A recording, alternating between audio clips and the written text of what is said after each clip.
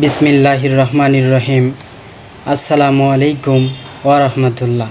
প্রিয় ভিউয়ার্স, বরাবরের মতো আজও একটি নতুন ভিডিও নিয়ে আপনাদের সামনে হাজির হলাম। আজকের এই ভিডিওতে আমরা জানব ডক্টর লরেন্স ব্রাউন নামের একজন ব্যক্তির ইসলাম গ্রহণের বাস্তব কাহিনী। ভিডিওটি স্কিপ না করে শেষ পর্যন্ত দেখুন, আশা করি অনেক ভালো লাগবে। ডক্টর লরেন্স ব্রাউন একজন মার্কিন নাগরিক।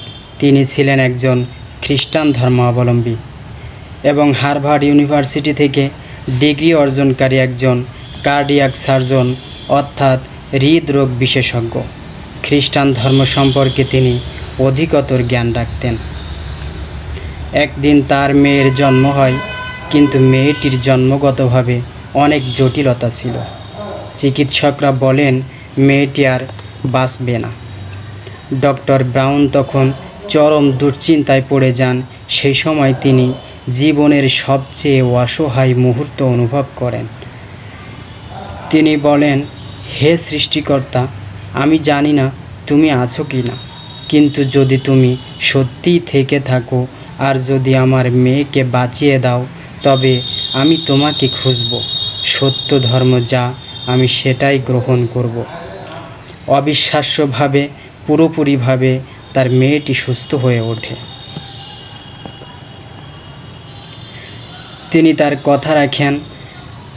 বিভিন্ন ধর্ম সম্পর্কে তিনি অধ্যয়ন শুরু করেন, গবেষণা করেন, কিন্তু তিনি কোনোভাবেই পরিতৃপ্ত হতে পারছিলেন না। শেষ পর্যন্ত তার হাতে আসে কুরআনের একটি অনুবাদ। কুরআন তাকে বিমোহিত করে।